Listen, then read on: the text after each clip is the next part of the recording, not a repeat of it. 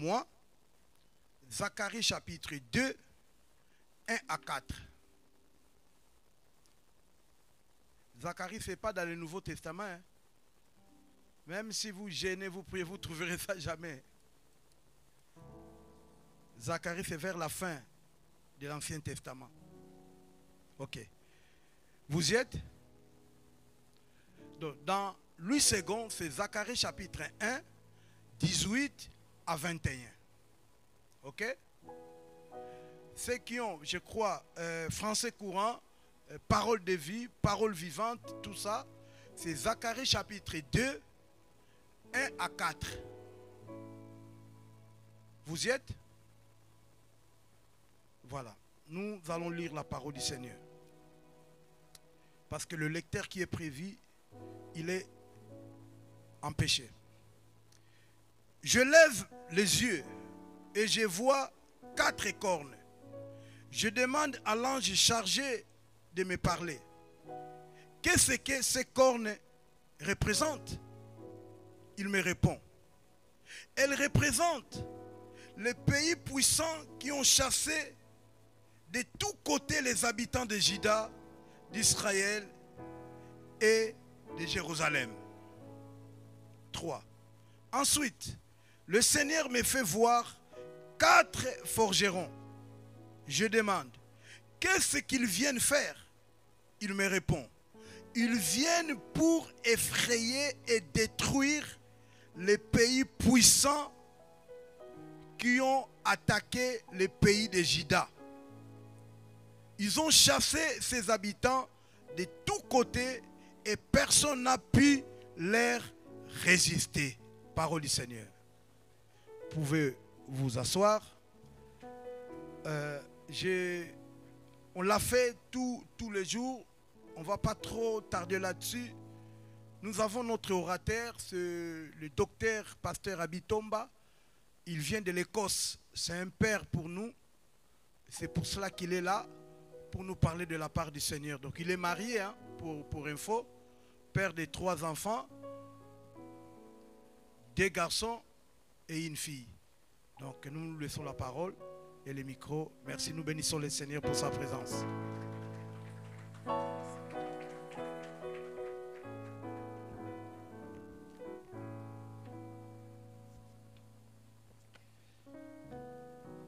Merci beaucoup, chers fils et frères, collègues, dans le ministère du Seigneur.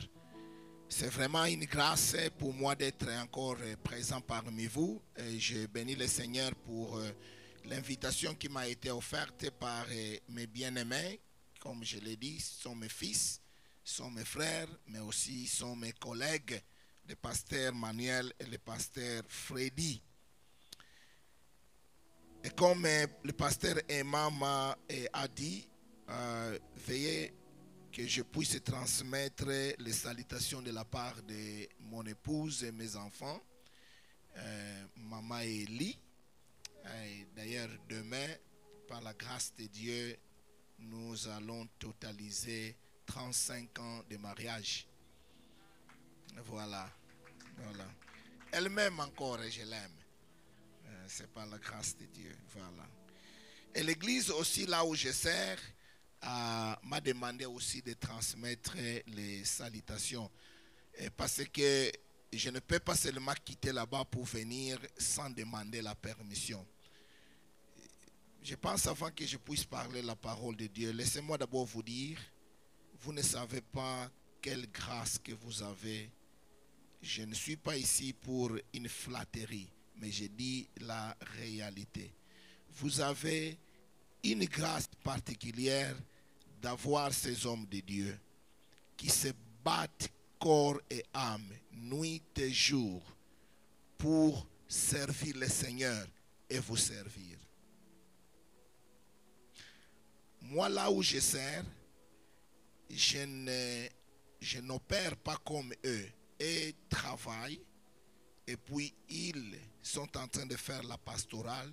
Moi, dans mon église là-bas en Écosse, je suis engagé. Donc, je suis à plein temps. Je n'ai que ça comme travail. Est-ce que vous comprenez? Hein? Je n'ai que ça comme travail. Alors, vous avez une grâce. Ils sont là. Je les observe. Nuit et jour, ils se battent. Mais ça, cette église a beaucoup d'avenir. Où est Djedjen? Je dois d'abord prier. Viens ici. Viens, Dieu. Viens. Ce petit est fantastique. Seigneur notre Dieu, tu as donné cet enfant comme don à ses parents, mais aussi comme don à cette église. De la même manière que Jésus croissait en sagesse, en stature et en grâce devant les hommes et les dieux vivants, que cet enfant aussi croisse en sagesse, en stature et en grâce devant toi notre Dieu et devant des hommes et des femmes.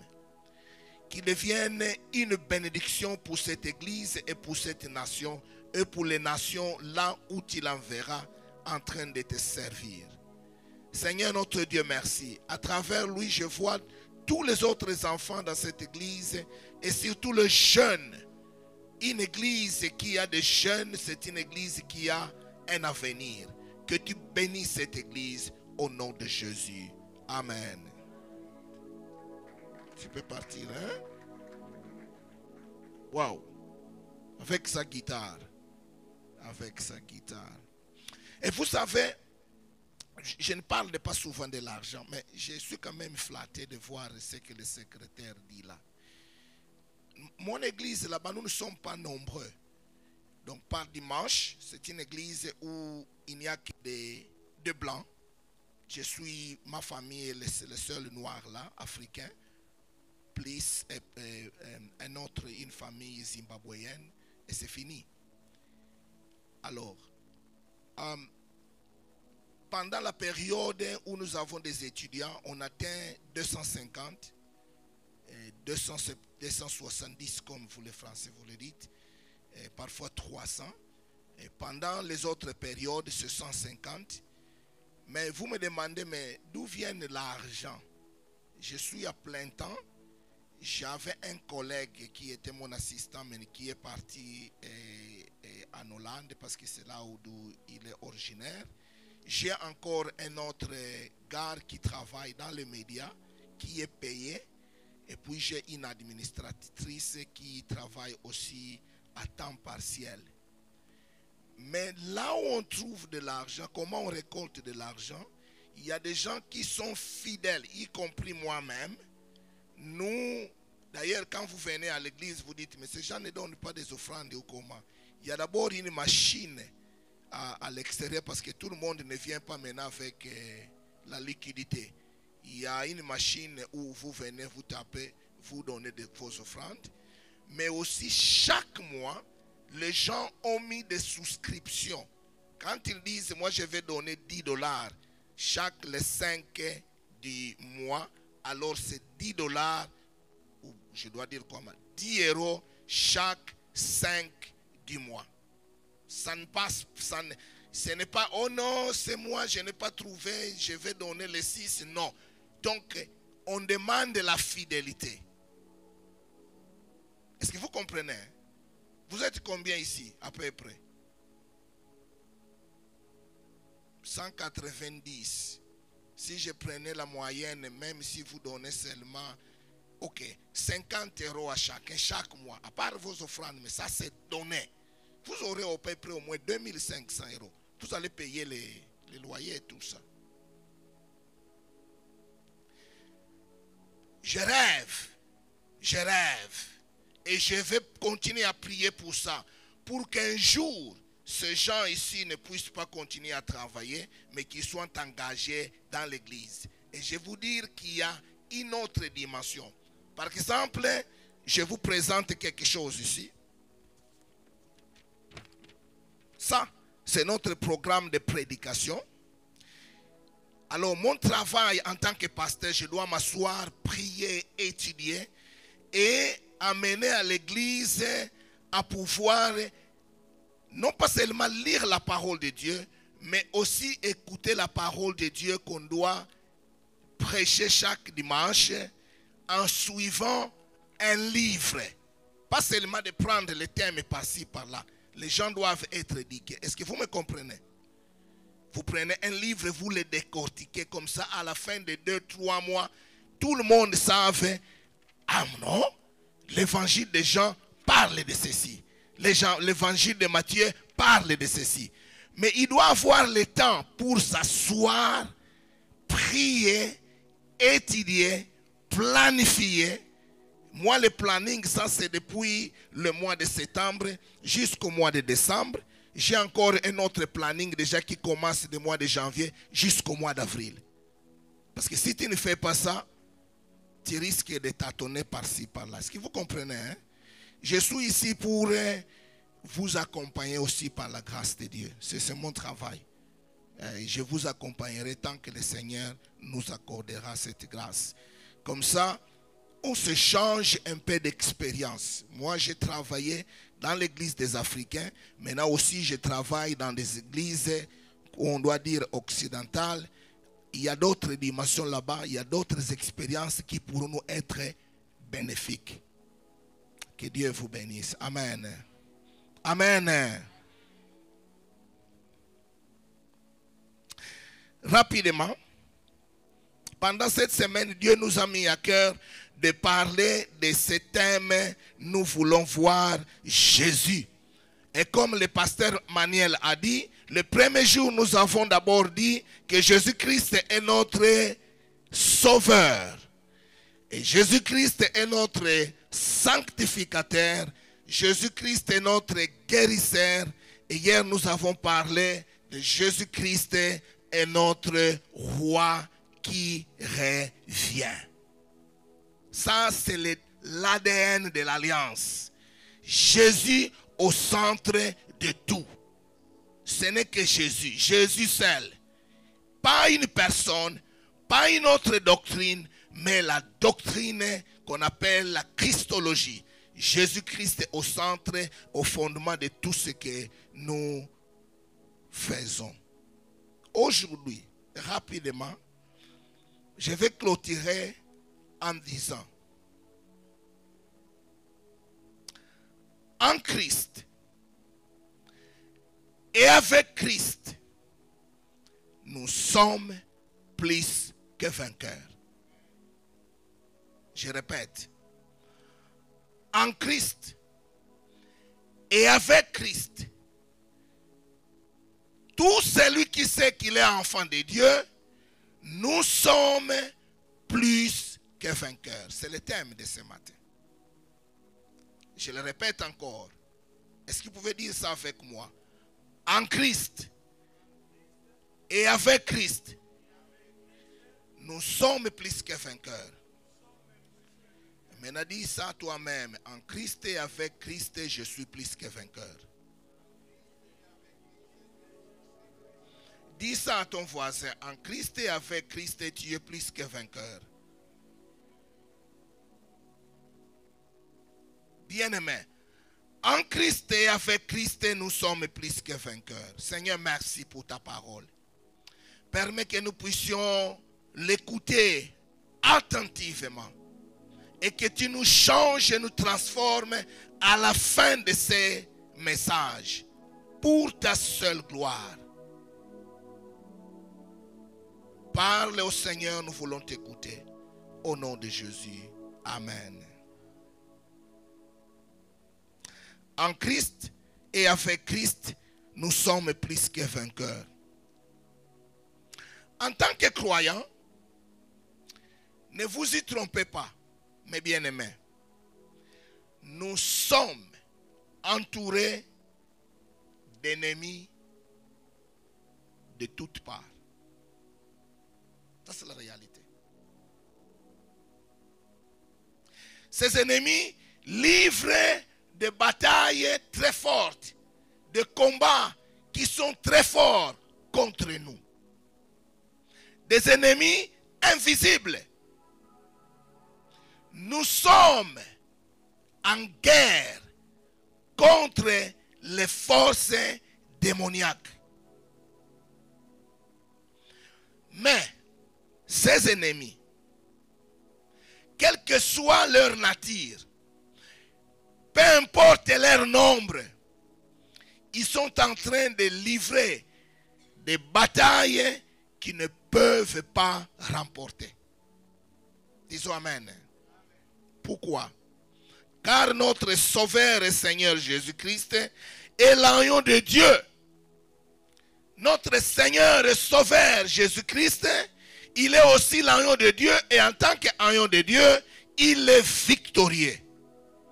Et nous, en lui et avec lui, nous sommes aussi victorieux et nous vaincrons toujours.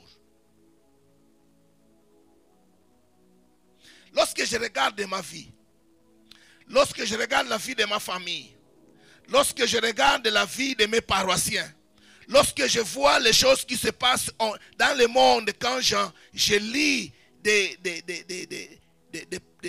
livres où on parle de chrétiens qui sont persécutés, presque chaque heure, chaque jour, chaque semaine, chaque mois, chaque année, nous les chrétiens sommes confrontés à de lourdes batailles. Nous en dirons des souffrances que les autres ne comprennent pas. Nous subissons beaucoup de pression, peut-être au travail. Nous traversons des chagrins, des trahisons, des oppositions. Nous faisons face à des attaques féroces, fortes. En nous-mêmes, il y a aussi des luttes intérieures. Nous luttons contre les péchés. Ces péchés-là qui ne veulent pas me quitter. À tout moment, je tombe sur le même péché, la même chose. Lorsqu'on regarde nos familles, il y a aussi des tiraillements. Nous sommes en combat. Moi, je ne sais pas quel est ton combat. Peut-être que ton combat aujourd'hui, c'est un combat financier. Ou c'est un combat où tu es en train de dire toi-même, mais est-ce que mon dossier sera accepté? Quel est mon avenir? Peut-être que quand tu regardes l'âge, tu n'as rien à épargner. Tu n'as pas encore épargné quelque chose à la banque. Alors que l'âge de la retraite avance. Et en tant que jeune, tu te dis toi-même, mais qu'est-ce qui se passera? C'est comme si je n'ai pas de l'espérance. Mais aujourd'hui, par son esprit, le Saint-Esprit qui est l'auteur principal de la parole de Dieu que nous avons lue, Dieu veut nous encourager. Il veut nous aider à mettre ou à placer fermement notre espérance en lui. Il va le faire parce qu'il veut que nous puissions comprendre, comme Paul a dit. Chaque fois dans sa vie, Paul regardait qu'il était pressé de toutes parts et de toutes manières. Il y avait des attaques tout autour de lui, mais il dit, même quand je suis pressé de toutes manières, je ne suis pas écrasé. Disons Amen. Je ne suis même pas réduit à l'extrémité. Dans la détresse, je ne suis pas en désespoir. Persécuté, mais non abandonné. Abattu, mais non détruit. Sentant même dans mon cœur l'arrêt de la mort. Mais même dans cet état-là, la vie de Jésus-Christ est en train de faire son travail dans ma vie. Paul a compris que la vie courante est une vie de combat. Mais il savait qu'un jour, si ce n'est pas seulement dans cette vie, nous serons enfin délivrés de toutes nos souffrances et même de la mort.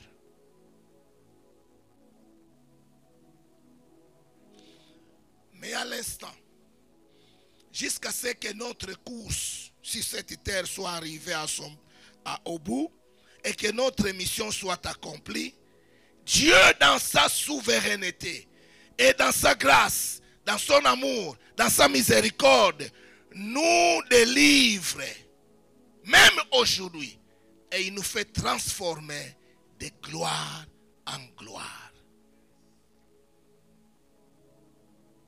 Paul dit, lorsqu'il regarde comment Jésus est en train de le transformer, il considère les problèmes et les difficultés, tous ces problèmes qui sont autour de lui comme étant légers, momentanés, passagers. Parce qu'il sait qu'il y a une gloire qui l'attend.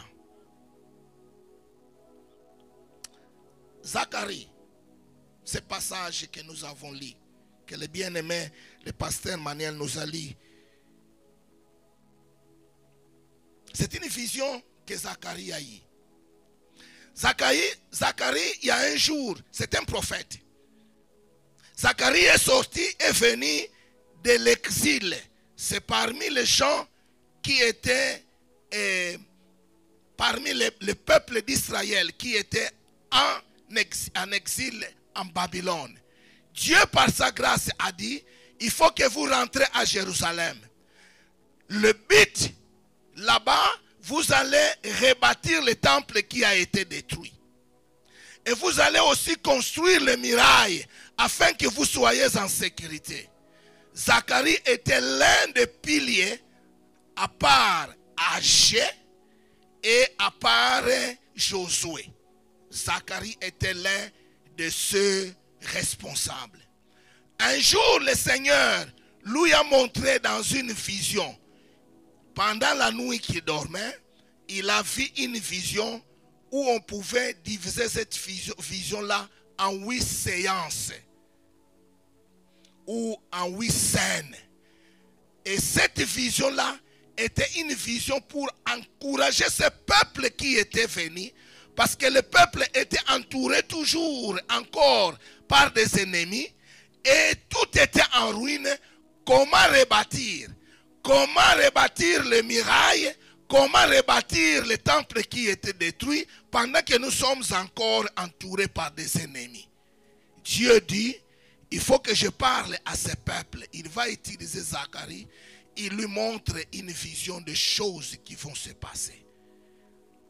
Alors, Zacharie est appelé un prophète de l'espérance et un prophète d'encouragement. C'est là où Zacharie vient. Ce qu'on vient de voir ici, c'est seulement une partie de cette vision-là. Je vous encourage à passer votre temps à la maison à lire le livre de Zacharie. Vous serez énormément encouragé et votre espérance va grandir encore. Disons Amen. Alors il voit ici 4 cornes dans cette vision. Mais il voit aussi 4 forgerons. La parole qui lui a été donnée ici, c'était une parole réconfortante pour le peuple de Dieu. Et c'est une parole de l'espérance et de l'espoir et d'encouragement. Parce que Dieu est venu pour dire à Zacharie, je vois la misère de mon peuple.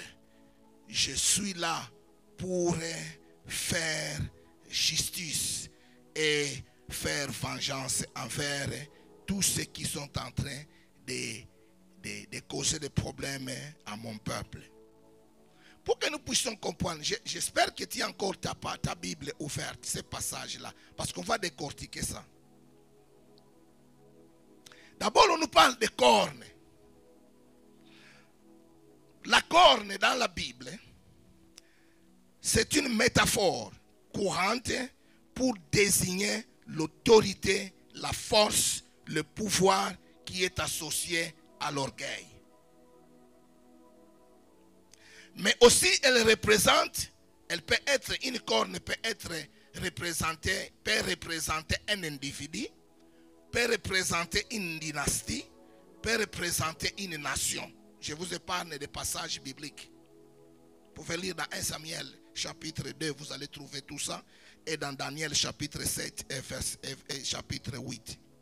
Mais dans notre passage ici, les 4 cornes que Zacharie a vues, représentent des nations puissantes.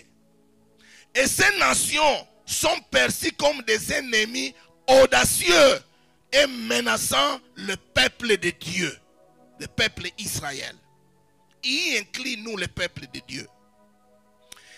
Lorsque les premiers chrétiens ont voulu identifier ces cornes, ils ont dit peut-être que c'est la Syrie, peut-être que c'est Babylone elle-même, peut-être que c'est Mède et Perse, peut-être que c'est la Grèce, peut-être que c'est Rome.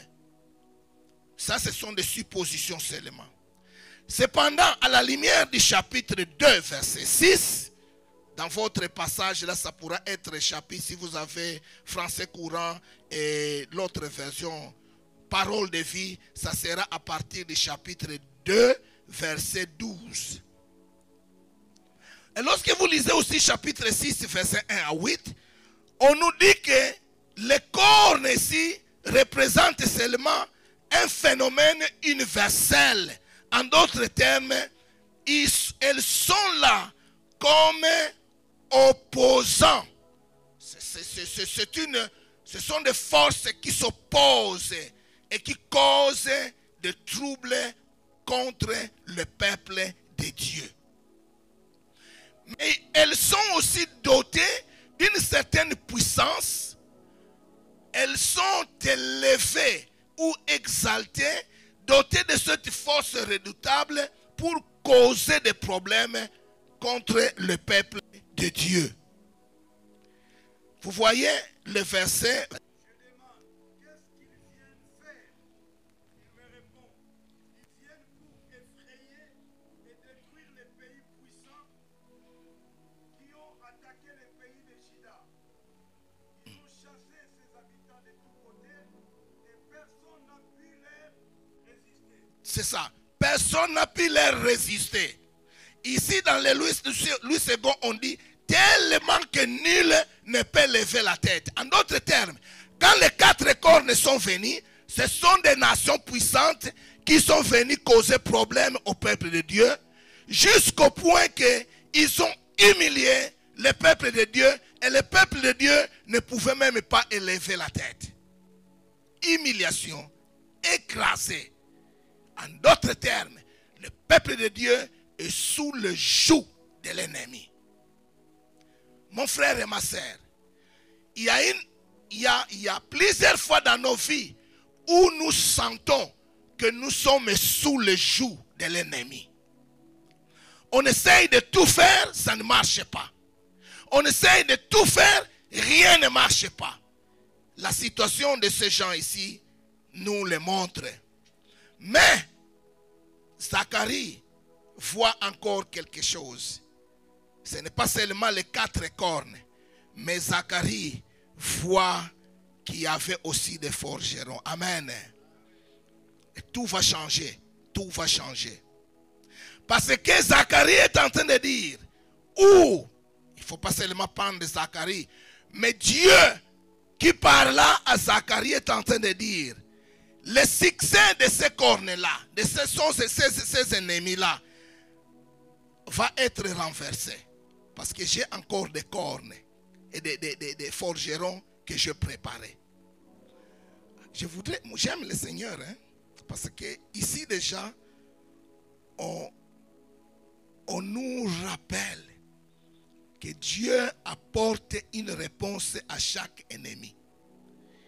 Il y a 4 cornes et combien de forgerons? 4. En d'autres termes, il y a, comme on dit en anglais, matching. Donc vous avez le nombre exact pour contrecarrer l'action de ces cornes qui sont représentés ici comme des ennemis.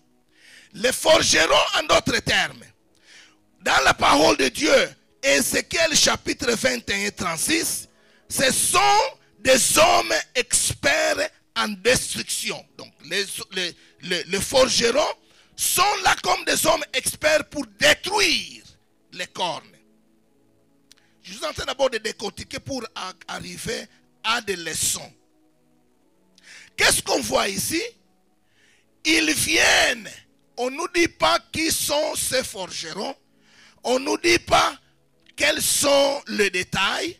Mais ce qui est sûr ici, que ça peut être des êtres humains par l'intermédiaire duquel le Seigneur accomplit ses desseins. C'est pour cela, lorsque nous voyons les événements qui se passent d'une manière politique, nous devons les prendre au sérieux. Il ne faut pas seulement regarder les choses en disant qu'est-ce qui se passe là-bas. Parce que le pouvoir politique, des événements sur la scène mondiale, montre aussi que Dieu est en train d'accomplir ses desseins. Disons Amen. Mais le verset 21 et le verset 4, ou le verset 4 selon la version que vous avez, on nous dit, avec la venue des forgerons, les cornes se sont retrouvés impuissants. Disons Amen. Maintenant, quelles sont les leçons que nous pouvons tirer? Rapidement, il y en a 4. Je vais rapidement les détailler. La première leçon est celle-ci. Mon frère, tel que tu es là, Dieu ne nous a pas promis qu'il n'y aura aucune bataille contre nous. Dieu ne nous a pas promis dans sa parole qu'il n'y aura aucune bataille contre nous. En d'autres termes, quand tu deviens chrétien, ce n'est pas que je n'aurai jamais de combat. Dieu n'a pas promis ça. Au contraire, il faut s'attendre à des batailles, à des combats. C'est vrai que même l'Église, il y a une période où l'Église avait réjoui de ce qu'on appelle la paix. Lisez dans Actes chapitre 9, verset 31. Mais tout au long de l'histoire de l'Église a traversé des moments de combats et de combats et de combats. Et même la vie chrétienne. D'ailleurs, quelques versets pour votre information. Dès Timothée chapitre 3, verset 12, on nous dit que ceux qui veulent vivre pieusement dans le Seigneur seront persécutés. Dans 1 Jean chapitre 3, verset 13, on nous dit, ne soyez pas étonnés, mes bien-aimés, si le monde ne vous aime pas. Jésus même a dit dans Jean 15, verset 20, le serviteur n'est pas plus grand que son maître. En d'autres termes, si on a haï Jésus, attendez-vous aussi qu'on puisse vous haïr. Et puis, dans Apocalypse 10, 2 verset 10, on nous dit, ne craignez pas pour ce que vous allez souffrir. D'ailleurs, le diable va prendre quelques-uns parmi vous et les envoyer en prison. Donc, il y a un combat qui est là dans notre vie. Pour cette communauté ici, la communauté qui est rentrée de l'exil, leur combat était différent. Et peut-être que nous pouvons trouver des leçons là-bas. Quand vous lisez le livre de Esdras et le livre de Néhémie, vous allez voir que quand ce peuple est arrivé à Jérusalem, il voulait construire le temple de Dieu. Il y avait des oppositions. Dans Esdras chapitre 4, il y avait des gens qui écrivaient des lettres. Je ne sais pas, moi parfois je n'aime pas lire mes mails après 22 heures. Parce qu'il y a des mails qui arrivent, je n'arrive plus à dormir. Peut-être que pour vous c'est le texto. On vous envoie un texto, mais vous dites, mais c'est quoi ça? Dormez mes bien-aimés. Laissez le texto jusqu'au lendemain. Le peuple ici traversait des moments difficiles. Mais aussi, on nous dit dans Néhémie, d'ailleurs, il y a un groupe de gens là qu'on appelle Sanballat, Tobia, Tobisha. Bien aimé, vous lisez l'histoire.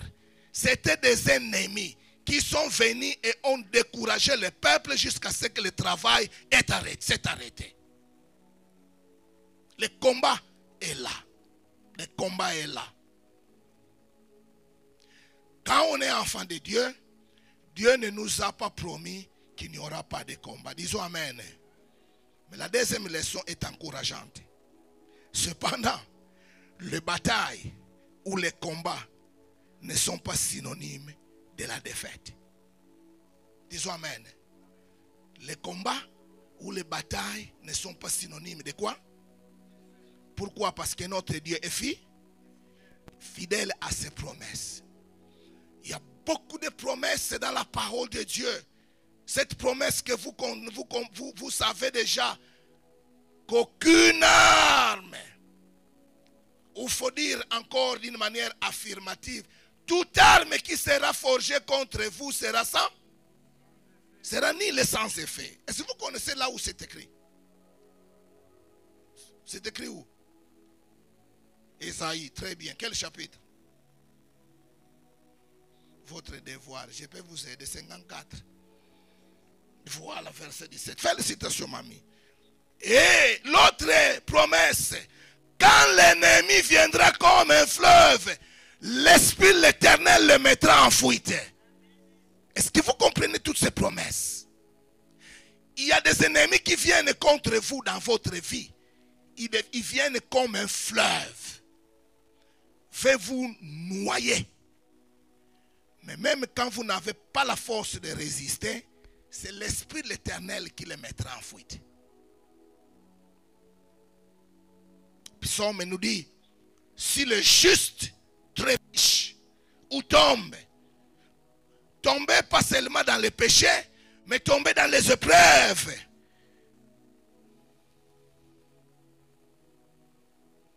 Il ne sera pas terrassé, car l'Éternel lui prend par sa main. Psaume 37, verset 24. Bien-aimé, il arrive des moments où on n'a pas la force, nous-mêmes, on n'a pas la force de combattre, mais le Seigneur nous soutient par sa main. Quand on est enfant de Dieu, le Seigneur vous soutient. Laissez-moi vous raconter rapidement dans l'histoire de l'Église. Chaque fois qu'il y avait des combats, le premier combat que l'histoire a affronté, c'est le combat qu'on appelle arianisme. Il y a un enseignement qui était sorti, qui voulait prendre le christianisme et le faire retourner au paganisme. Mais Dieu, quand il y a des combats comme ça, élève quelqu'un. À ce temps-là, il a élevé une personne qu'on appelle Athanase, un Africain. Soyez fiers quand vous êtes Africain. Disons Amen. Et le type là est venu, il a combattu l'enseignement par la prédication.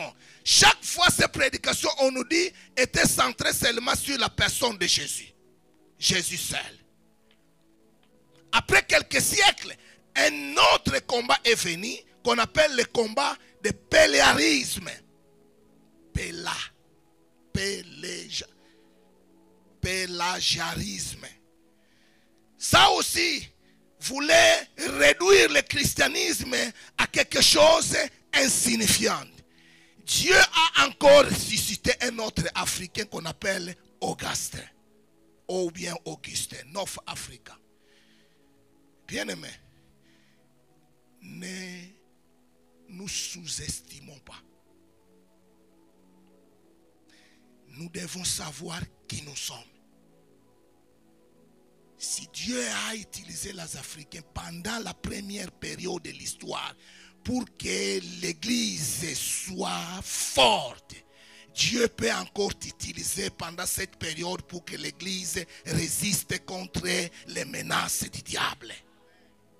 Ne vous estimez, sous-estimez pas. Même quand vous êtes à l'école, ne pensez pas que vous êtes inférieur. Marchez avec votre tête haute.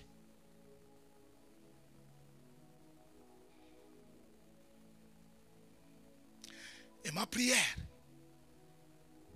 pour l'Église africaine, tant dans la diaspora que dans notre continent d'origine, que nous puissions savoir que Dieu nous a utilisés, Dieu nous utilise encore aujourd'hui. Mais que nous ne puissions pas être là. Je bénis le Seigneur que ces gens ici, ce n'est pas dans leurs habitudes. Et je prie qu'ils ne tombent pas dans ce piège-là. Pour prendre de l'argent entre vos mains. Ils sont ici pour enlever le péché dans vos vies. Par l'enseignement qui vous pointe vers Jésus-Christ. Et lorsque Jésus sera élevé, vous allez prendre vos poches et donner au Seigneur. Que Dieu sauve l'Afrique de ces poisons de l'évangile et de prospérité.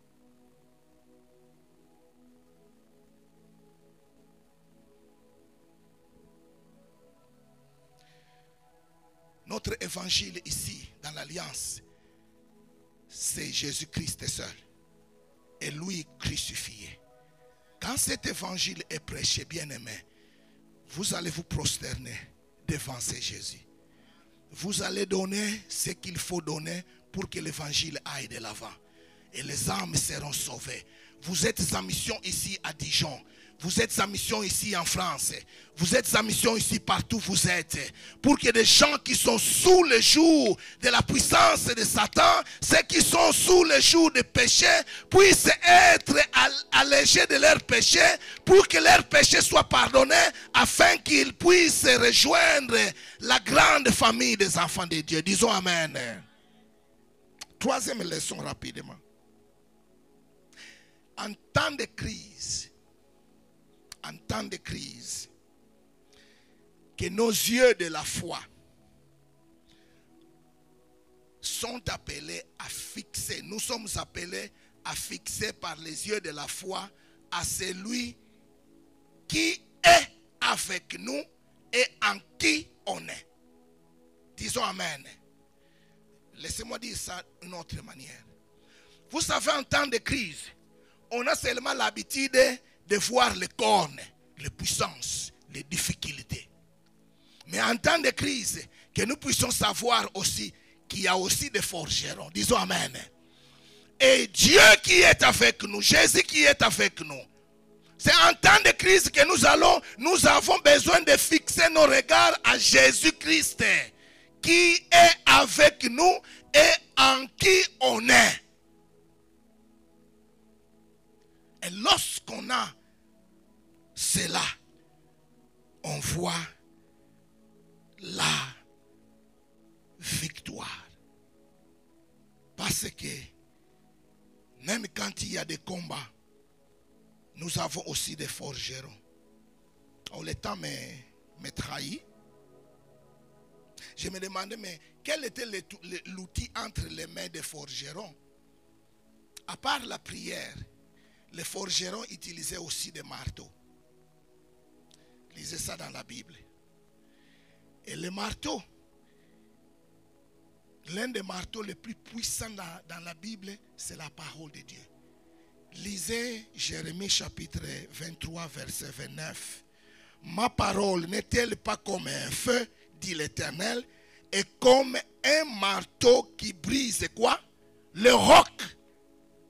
Donc, nous sommes obligés, mes bien-aimés, à utiliser la parole de Dieu pour nous défendre contre les ennemis. D'ailleurs, lorsque nous utilisons la parole de Dieu, la Bible nous dit que nos armes, ça peut apparaître comme de rien aux autres. Mais les armes que nous utilisons ne sont pas charnelles. Elles sont spirituelles, capables de renverser même les forteresses. Nous devons connaître la parole de Dieu. La dernière leçon, je vous invite à venir avec moi au dernier livre de la Bible, qui est l'Apocalypse. Et c'est là où je termine. Apocalypse chapitre 17. Lorsque je lis les cornes dans Zacharie, je me dis, Seigneur, merci. Parce que je comprends que nous avons une glorieuse victoire qui nous attend et nous allons triompher. Nous allons être toujours vainqueurs. Dans Apocalypse chapitre 17, on nous parle des batailles à venir. Au verset 3, on nous dit qu'il y a une mention de l'ennemi de l'église qui est décrit comme ayant 7 têtes. Vous voyez ça? Au verset 3. Vous voyez ça? Apocalypse 17, verset 3. Cet ennemi-là a 7 têtes et combien de cornes? 10. Maintenant, allez au verset 12. Ces cornes-là, on nous dit, représentent qui? Des gouvernements. Combien de gouvernements? 10 rois, voilà. Ça nous représente 10 rois qui vont donner leur autorité pendant 1 heure et ils donnent toute leur autorité à une bête qui va venir. Je vous épargne de tous les détails là. C'est pour vous dire aussi, mes bien-aimés, que même le pouvoir politique ne dure pas longtemps. 1 heure ici, ça ne dure pas. Mais maintenant, ce qui se passe là, les 10 rois, la bête, va venir faire la guerre contre l'agneau. Voyez ça au verset 14. Vous êtes là? Et quand ils font la guerre contre l'agneau, l'agneau vaincra. Mais regardez, non pas seulement cet agneau est suprême, et souverain, et victorieux, et triomphant, et vaincra, mais parce qu'il est le Seigneur des seigneurs et le roi des rois, notre roi qui revient. Mais aussi retenez bien, le roi des rois et le Seigneur des seigneurs n'est pas seul. Il est accompagné avec qui? Les élus et les fidèles de choisir, vous et moi. Est-ce que vous comprenez que bientôt nous participerons dans la gloire? La victoire nous est certaine parce que nous sommes avec Jésus et en Jésus-Christ. C'est pourquoi j'ai dit, Dieu ne nous a pas promis qu'il n'y aura pas de combat. C'est certes. Mais le combat n'est pas synonyme de la défaite. Nous vaincrons. Mais aussi en temps de crise, lèvons nos yeux vers Jésus-Christ. Mais aussi, pendant qu'il y aura cette bataille finale là, toi et moi, nous allons y participer dans la gloire, dans la victoire avec Jésus-Christ. Et pas seulement ce temps-là, car le moment viendra où nous allons dire avec des anges, des milliers, des anges, nous allons dire, oui, l'agneau qui a été immolé est digne de recevoir la puissance, la richesse, la sagesse, la force, l'honneur, la gloire et la louange. Et toutes les créatures qui sont dans le ciel, sur la terre, sous la mer et tout ce qui se trouve, chanteront avec nous et diront à celui qui est assis sur son trône, à l'agneau soit la louange, l'honneur, la gloire, la force au siècle des siècles. Et nous dirons Amen. Je vous laisse avec cette image. Si vous êtes un enfant de Dieu, vous faites partie d'une équipe gagnante. Ce n'est pas Real Madrid, ce n'est pas Barcelona, ce n'est pas Paris Saint-Germain. Mais l'équipe qui gagne et qui gagne et qui gagneront, c'est Jésus-Christ seul. Et il est temps, si vous n'êtes pas encore partie de cette équipe-là gagnante, de le faire en venant en Jésus-Christ par la foi. Parce que en Christ, avec Christ, nous sommes plus que vainqueurs. Que Dieu bénisse sa parole. Amen.